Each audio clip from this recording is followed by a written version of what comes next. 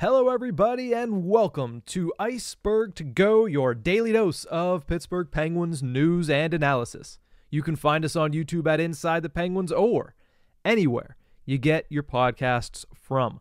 The Pittsburgh Penguins currently have one less depth option on the forward side of things because earlier today they placed Andreas Johnsson on unconditional waivers for the purpose of contract termination. Johnsson was originally signed to the Pittsburgh Penguins earlier this summer on July 7th to a one-year contract the same day as Vinny Hinostroza, who you're seeing make an impact at the NHL level over the past two games. Johnsson was looking for a similar opportunity with the Penguins, getting a fresh start after falling out of the New Jersey Devils lineup late last season and then being part of the return for the Timo Meier trade back towards San Jose. Johnsson played the final 11 games of the season last year with the San Jose Sharks, collecting 0 goals and 3 assists to end the season. So with Johnsson gone, I mean, you look at his opportunity that he got with the Pittsburgh Penguins when he was signed. I know personally that I was excited to see what he was going to be able to do.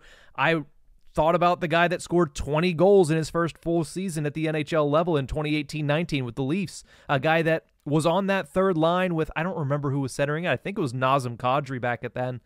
And then it was Kasperi Kapanen on the other side. And Johnsson looked like a good bottom six option at the NHL level. But unfortunately, things just went downhill from there. 43 games in 2019-20, scored only 8 goals. He had 5 goals in 50 games. And then he had a resurgent season in his second year with the New Jersey Devils. In 71 games played, he had 13 goals, 35 points. It looked like he was getting back on track. But then in 2022-23, only 2 games at the NHL level with the Devils, and I mentioned finished the season with the San Jose Sharks. So Johnsson, out of the Pittsburgh Penguins organization, he had an opportunity in training camp when he came in, the same that you saw Hinostroza get, the same that you saw Radim Zohorna get, the same that you saw Jansen Harkins get, but he just wasn't able to catch his footing with the Pittsburgh Penguins. He didn't have a great training camp.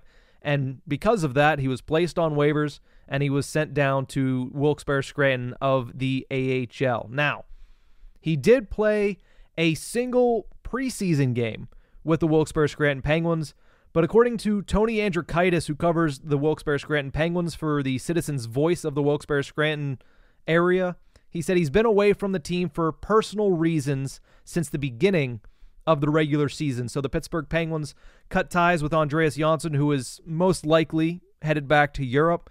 We just wish him, obviously, the best of luck and hope to see him back on North American ice sometime in the future, whether that's at any level. Would like to see him get another opportunity down the line. But before we go, another quick update here. Obviously, quick in, quick out for Ice-Burgh To Go today. One other quick update, this time at the NHL level. Tristan Jarry obviously left last night's game with an apparent upper body injury. I think that's fair to say. It was a head injury. He got hit in the head with a puck. According to Taylor Haas of DK Pittsburgh Sports, it required stitches following the game. He was also not present at practice this afternoon at Crypto.com Arena in Los Angeles. All other players were at practice for the Pittsburgh Penguins except for Tristan Jarry. And following practice, Mike Sullivan provided an update saying that Jarry is still being evaluated by Penguins medical staff and is currently considered to be day-to-day. So as of right now, it seems like the Pittsburgh Penguins have kind of dodged a little bit of a bullet here. Everybody obviously knows that Alex Nedeljkovic, their backup coming into the season, is currently on long-term injured reserve. He is skating in Pittsburgh, but he's not eligible to come back from LTIR until November 19th. So any extended absence of Tristan Jarry would really put them in a precarious position.